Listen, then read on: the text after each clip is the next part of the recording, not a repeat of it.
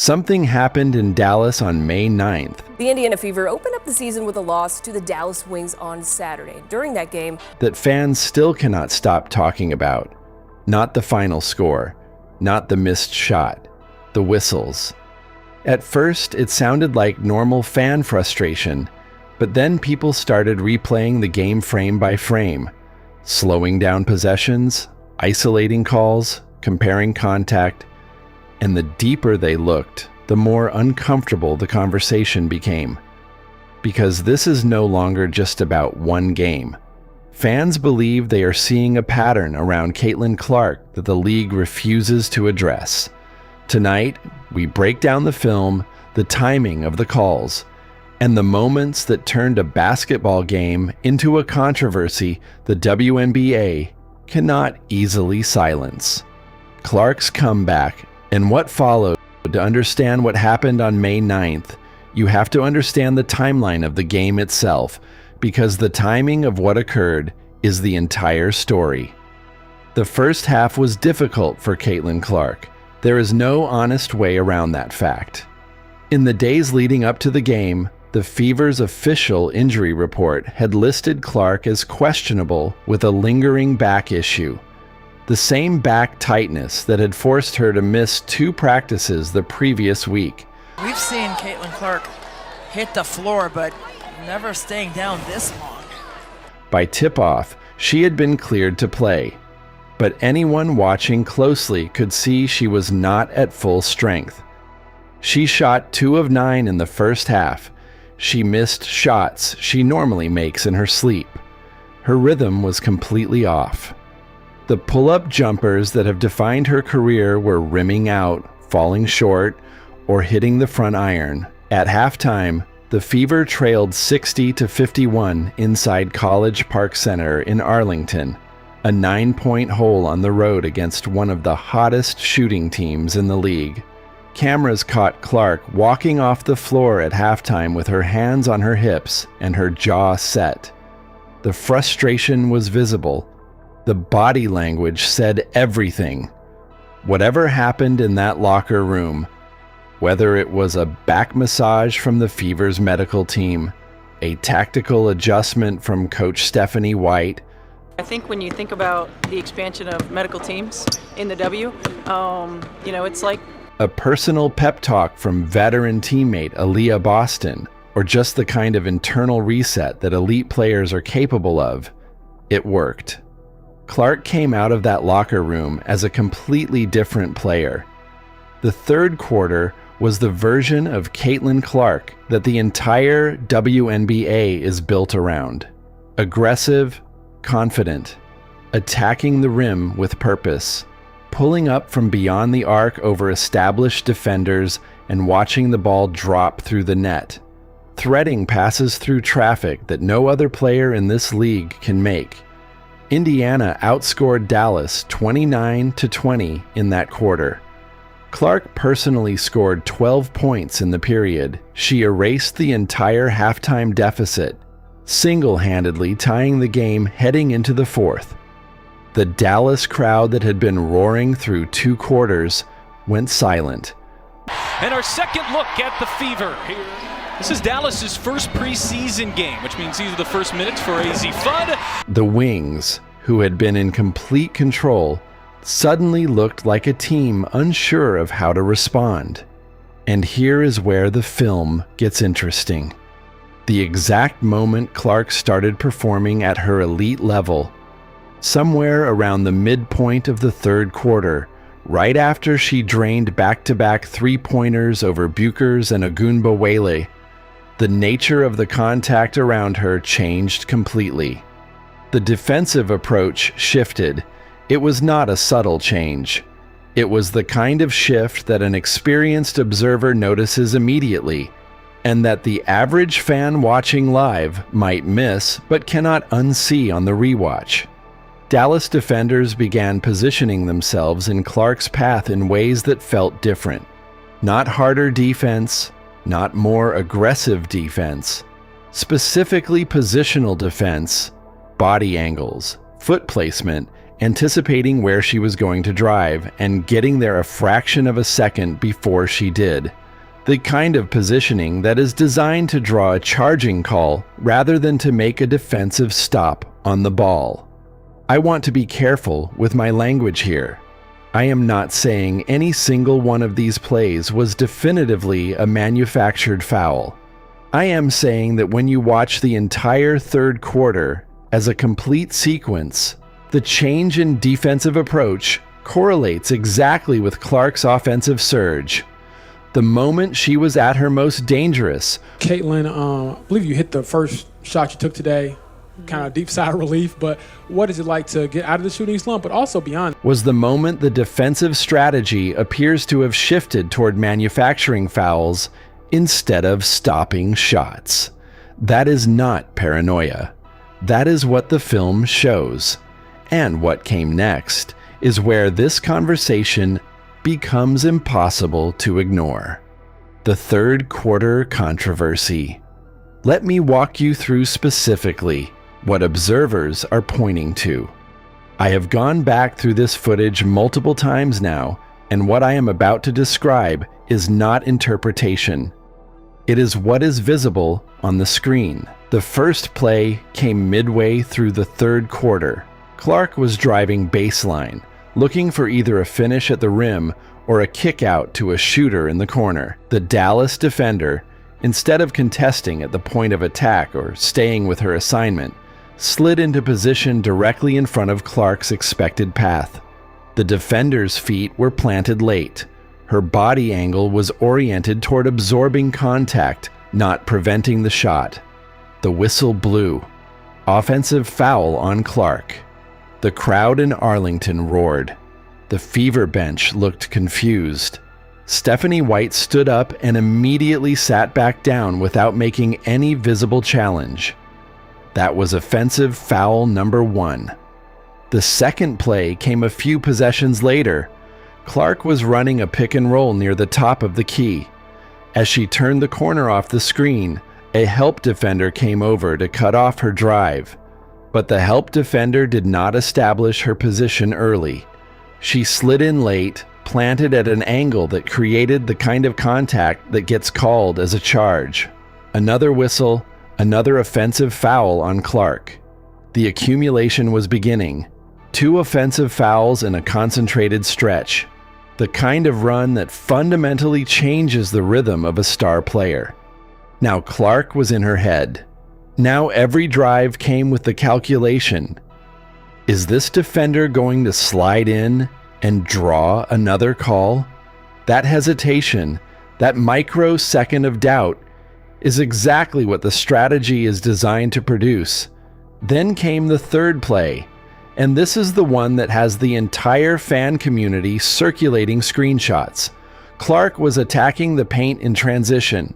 The Dallas defender, Clark's primary matchup for the possession, stepped into her path at an angle that any high school basketball coach would teach you not to take if you were genuinely trying to defend the ball. Hip oriented away from the offensive player. Feet positioned for contact rather than for movement. The kind of body angle that exists in the modern game for exactly one purpose: to draw an offensive foul. Whistle. Number 3. 3 offensive fouls in a single game on a player in the middle of her best offensive stretch. Combined with 1 earlier defensive foul, Clark was now at 4 total fouls in the early fourth quarter. And Stephanie White had a decision to make. Think about what those 3 calls did to the rhythm of the game. The Fever had clawed all the way back from a 9-point halftime deficit. Clark was driving the comeback. The Dallas crowd had gone quiet. The momentum was completely with Indiana. Then 3 whistles in concentrated succession changed everything. Clark hesitated on her next drive. Her body language shifted. She started passing instead of attacking. The aggression that had defined her third quarter evaporated, replaced by the cautious, second-guessing version of a player who knows one more call ends her night. That is the entire point of the strategy. Foul trouble does not just remove a player from the floor. It removes the version of them that is actually dangerous, even before they reach the bench. I want to be precise about what cannot be concluded from this footage. I cannot prove that those 3 plays were the result of coordinated instruction from the Dallas coaching staff to deliberately target Clark with charge attempts. I cannot prove that the officials were predisposed to call those situations in favor of the defense. What I can say, what responsible analysis requires me to say, is that the visual evidence on those 3 plays shows a defensive approach that is structurally inconsistent with legitimate defense and structurally consistent with manufacturing fouls. The difference between hard defense and manufactured contact is visible to anyone willing to look at it. And on May 9th, in 3 critical moments, the difference was visible. Where was Stephanie White? This is the part of the conversation that has the most passionate Clark supporters genuinely angry, and I think their anger is justified. The head coach of a professional basketball team has multiple responsibilities. So the Stephanie White era is off to a great start, but she'd tell you this winning culture existed well before her arrival. Setting offensive sets, managing rotations, communicating with the front office, but among the most important, perhaps the most important when it comes to a star player, is the obligation to protect that player through every legitimate channel available during a game. That includes arguing with officials. It includes calling timeouts to break momentum during difficult stretches. It includes stepping into the referee's line of sight, making your displeasure visible, and creating enough friction in the officiating crew that they understand the calls are being scrutinized. That pressure is part of professional coaching. It is part of what separates coaches who fight for their players from coaches who simply manage them. From everything observable in the broadcast of the May 9th game. Hey, Caitlin, your fans obviously are waiting for this moment as much as you have been. What do you think this means to them? And Stephanie White was not visibly engaged in contesting these calls in any meaningful way. She did not stand on the sideline demanding accountability. She did not call a timeout immediately after the second offensive foul to disrupt the rhythm and address what was happening to her best player. She did not get into the referee's space the way other WNBA coaches do when they feel their star is being mistreated.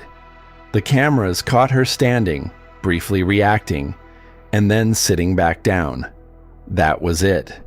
Compare this to what other coaches do across professional basketball.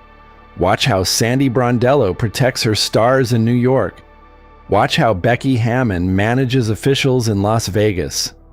Watch any veteran NBA coach during a critical stretch when their star is being put into foul trouble. The conduct is consistent across the highest level of the sport. You make noise, you contest, you force the officiating crew to remember that you are watching. That noise is itself a form of protection, because referees, like every human being doing a difficult job, respond to accountability. White's apparent silence during that sequence is a legitimate coaching concern. I want to be careful not to characterize it as something more than it is. I am not suggesting that White was complicit in what happened. I am saying that her visible response was inadequate to the situation that was unfolding. And when she pulled Clark from the game after the 4-foul accumulation, which is procedurally correct from a game management standpoint, she did so without first having created any pushback that might have changed the trajectory. That is not a small thing. The 4-foul threshold is the point at which a coach has to make hard choices. But the choices a coach makes before that threshold is reached, the visible advocacy, the use of timeouts, the conversations with officials, are part of preventing that threshold from being reached in the first place. And on May 9th, those choices appear not to have been made. A head coach who genuinely believes her star player is being fouled out of a game through questionable calls has an obligation to say something, to do something, to create the kind of friction that protects her player. That obligation, from what is visible on the broadcast, was not fulfilled. Two players without Caitlin on the floor especially, and they've got connectivity on both ends. I think our defense has improved. The Caitlin Clark officiating debate. Here is where the conversation expands beyond one game and one coaching decision into something the WNBA's leadership needs to confront. The fan perception, and I am identifying it as a perception while taking it seriously, is that Caitlin Clark does not receive the same level of officiating protection that other marquee players in this league receive. The comparison that comes up most often in this conversation is A'ja Wilson. Wilson is, by any reasonable measure, the most dominant player in the WNBA. Gets in the gap and forces her to pass. The fortuitous bounce and one for A'ja Wilson. Multiple MVP awards. Championship hardware. The face of the Las Vegas Aces dynasty. And the officiating standard applied to her is consistent with that status. When Wilson goes to the rim, contact tends to get called as a foul on the defender. When she gets bumped on a drive, the whistle blows. That is not preferential treatment in a negative sense. That is the established norm in professional basketball. Superstar players, the ones who drive ticket sales and television ratings, receive a degree of officiating protection that allows them to operate at their peak. The argument being made by Clark supporters is that she should receive comparable treatment, not preferential treatment, not favoritism. The same standard of marquee player protection that the league applies to its other top stars. And what is observable across multiple games this season, not just May 9th, is that this standard is not being consistently applied to Caitlin Clark. She gets hit on drives without whistles. She gets bumped on three-point releases without contact being called. And she gets called for offensive fouls in situations where comparable contact going the other direction would not result in a defensive whistle. That is the pattern fans are identifying. That is what they mean when they talk about the officiating gap. Whether this gap is intentional, accidental, or simply a product of Clark still establishing herself in the eyes of officiating crews is a debate that does not have a clean resolution. I am not going to pretend I can read the minds of WNBA referees. What I can say is that the perceived inconsistency is real enough that it has now become a defining feature of how a significant portion of the league's audience experiences her games. And that should worry the WNBA's leadership for one very specific reason. Caitlin Clark is the most commercially important player this league currently has. Nike has aired its Super Bowl commercial 2025 featuring Sha'Carri Richardson, Caitlin Clark, A'ja Wilson, and many sportswomen. The attendance numbers, the ratings, the merchandise sales, the cultural conversation. She is the engine driving all of it. When that engine is being treated by the officiating framework in a way that her fan base perceives as unfair, the league has a problem that goes well beyond basketball. The WNBA's silence on this issue makes it worse. Other professional leagues address officiating concerns publicly when they reach this level. They release statements. They acknowledge missed calls. They demonstrate institutional accountability. The WNBA's apparent unwillingness to engage with this conversation directly is being read by fans as either indifference or, more troublingly, as confirmation of the suspicion that something is structurally wrong. Consider how the NBA handled the early career officiating treatment of Stephen Curry. When fans and analysts began pointing out that Curry was not receiving the kind of star treatment his offensive impact warranted, the league quietly adjusted. Referees were re-educated on how to officiate his unique shooting motion. Step back, trying to draw another foul, and it goes in! Oh, Steph Curry with a circus shot and the foul! The protection caught up to his impact. That process took time, but it happened. The NBA recognized that protecting its biggest commercial draws was in the league's institutional interest. The WNBA has not yet demonstrated that same recognition with Caitlin Clark. And every game that produces another fan film breakdown makes the gap between her commercial value and her officiating protection more visible. The WNBA's turning point. Let me explain why this conversation matters beyond a single game and beyond one player. Because the implications go to the heart of where this league is headed. Caitlin Clark's commercial impact on the WNBA is unprecedented, and it is documented in numbers that are almost difficult to comprehend. The Indiana Fever's 2024 rookie debut game against the Connecticut Sun drew 2.1 million viewers on ESPN2. At the time, the most watched WNBA game in over 23 years. Within weeks, Clark broke that record multiple times. Her game against the Chicago Sky in June 2024. Here is Clark. Clark separating, taking, and hitting.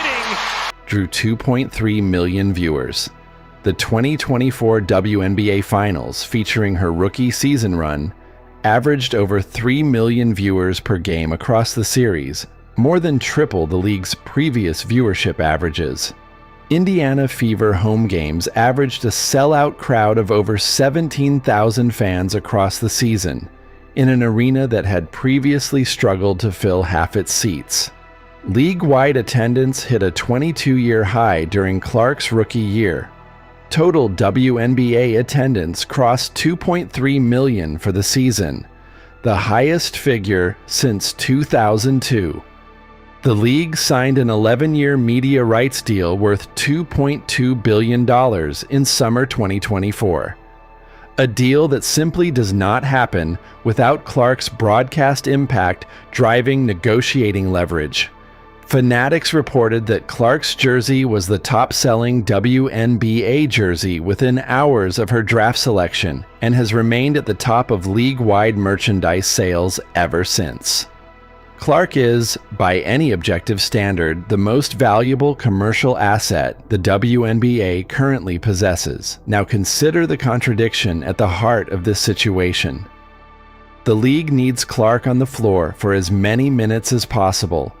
Every minute she plays is generating measurable economic value: ticket sales, viewership, engagement, brand partnerships, sponsorship activations. Caitlin Clark has just inked a multi-year sponsorship deal with Wilson, maker of the WNBA's official basketball. Removing her from games through accumulated foul trouble is not just a basketball loss for the Indiana Fever. It is a measurable economic loss for the WNBA itself. ESPN ratings for Fever games where Clark plays heavy minutes consistently outperform games where she is in foul trouble by significant margins. And yet the strategic incentive for opposing teams is exactly the opposite of what is best for the league. Every team that plays the Fever has a vested interest in getting Clark off the floor. She is the player who changes games. She demonstrated that in the third quarter on May 9th. When Clark is engaged and finding her rhythm, the Fever's offense operates at a level that is genuinely difficult to defend. Any opposing coaching staff worth their salary has identified manufactured foul trouble as a viable tactical pathway to neutralize her. If that strategy worked against Caitlin Clark on May 9th, and the results suggest it did, then every team in the league will study that film. Every coaching staff will copy the approach. Defenders will be trained to position themselves to draw charging calls when Clark drives. The pattern that fans identified in this one game will become standard tactical practice across the league within weeks. That is the trajectory we are heading toward unless something changes. The fan response is already telling you what the consequences will be. The May 9th game generated over 4 million tweets and posts on X within 24 hours of the final buzzer, the highest social media activity for a regular season WNBA game on record. Comment sections on every major sports outlet are saturated with film breakdowns and slow-motion replays. Content creators who have taken up this issue are reporting view counts that triple their previous engagement averages. The conversation is not contained. It is spreading explosively. And it is being driven by exactly the demographic the WNBA has spent the last 2 years successfully attracting: passionate basketball fans who care about competitive integrity. These are not casual viewers who will lose interest if the experience disappoints them. These are the people who buy season tickets, who pay for streaming subscriptions, who travel to road games. The league spent years building this audience. Losing their trust would set the WNBA back a generation. Those fans are watching. They are forming opinions about whether this league is being run fairly. And the longer the WNBA goes without addressing what they are seeing, the deeper the perception of institutional indifference becomes. The choice facing the league's leadership is straightforward: address the officiating concerns transparently, demonstrate institutional accountability, and rebuild trust with the audience that Clark brought to the league, or remain silent and watch the trust that her popularity built begin to erode. One path protects the league's most valuable asset. The other path treats her as expendable. The game ended hours ago. The conversation didn't. Because once fans start slowing the footage down frame by frame, the story stops being just about basketball. It becomes about trust. Trust in the whistles, trust in the league, trust in what people believe they are watching in real time. Maybe it is inconsistency. Maybe it is pressure. Maybe it is something the league itself has not fully recognized yet. But one thing is certain: the more people watch the film, the louder this conversation becomes. And if the next Clark game brings the same questions, the WNBA may no longer be able to stay silent